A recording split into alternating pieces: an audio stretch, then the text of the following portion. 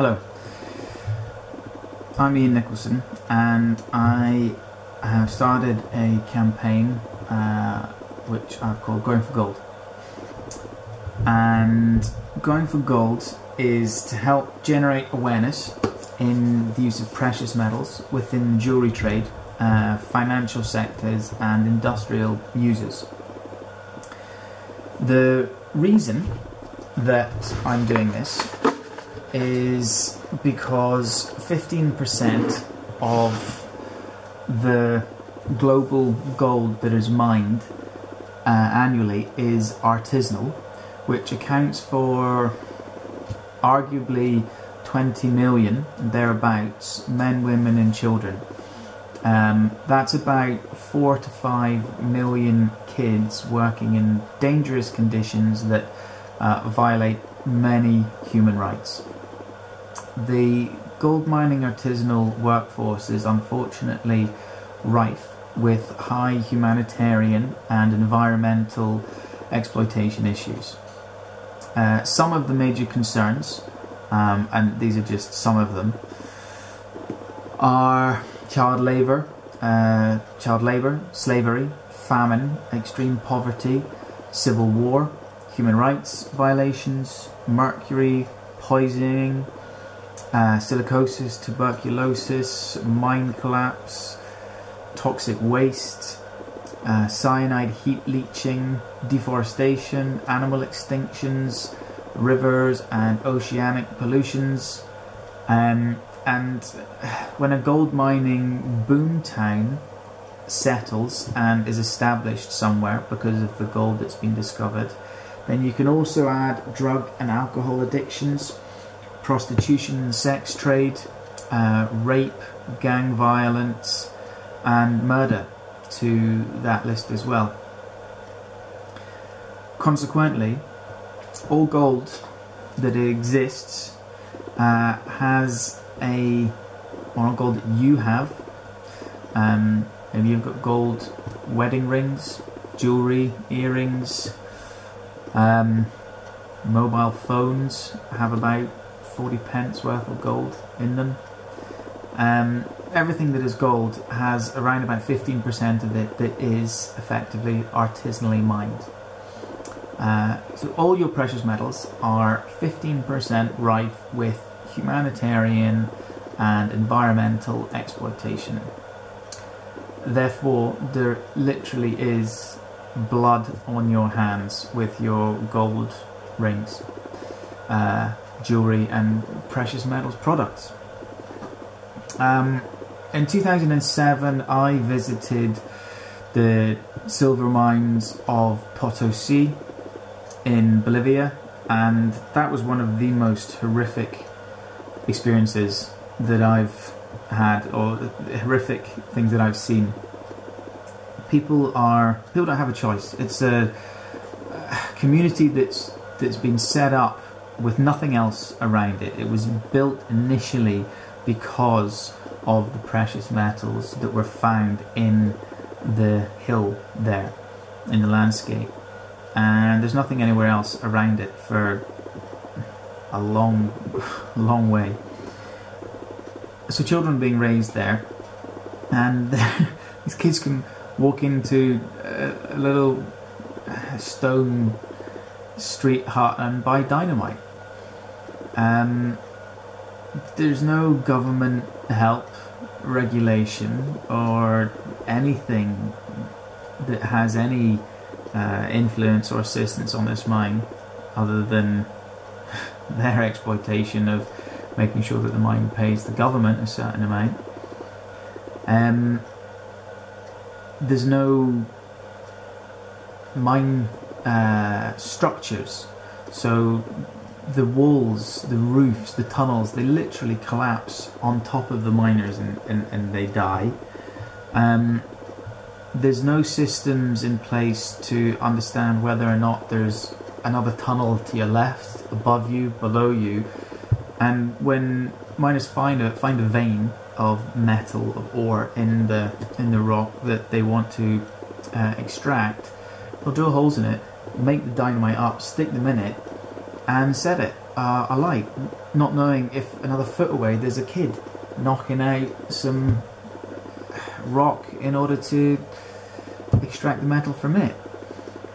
Down this mine as well, there's no air. These people are underground for 8 to 10 hours a day, breathing not oxygen, toxic dusts and various dangerous gases, and they're lucky if they have a life expectancy of about 30 years old, because they'll have been potentially killed by collapse and explosion and all sorts of other things. I was only down the mine for a couple of hours, and my lungs were just in a state by the time I came out. And I had a damp cloth snug over my mouth.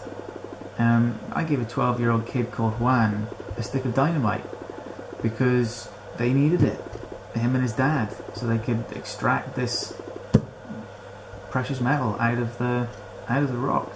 I won't forget that. I often wonder what's happened to that 12-year-old kid. He's still around or alive today. So I cannot in good conscience continue to work with metals for profit that is steeped in the blood, sweat and tears of exploitation of children. And I don't know anyone, I don't really want to know anyone that's happy to do that. And this is just one artisanal mine in one community, in one third world, the developing country in the world. There's over 70 different countries that have artisanal mining going on in it. So, how do I intend to generate awareness and to create positive change in responsible sourcing and give back to mining communities? Well, I plan to visit industrial and artisanal mines around the world and to document them. The conditions and the communities, to show you the range of where gold and precious metals comes from. I'm planning trips to see the setup with Fairmind and Fairtrade organisations to show you what they do and how that it's different and how that they're leading the way in responsible mining. And I'll show you the comparison of neighbouring mines that are uncertified and unregulated. I'm going to present my findings to a group of 250 jewellers in the Ethical Jewellery Symposium. It's in our hands in March 2018. This symposium, myself, this is Ian, the Precious Metals Workshop, is setting up with the incorporation of goldsmiths in the drill hall here where the workshop studios are. And I'll publish my findings online in a documentary after the symposium as well. This will also then be followed with a fundraising event in June of 2018 in Edinburgh, here at the Scottish capital. But more will follow about that event as time passes.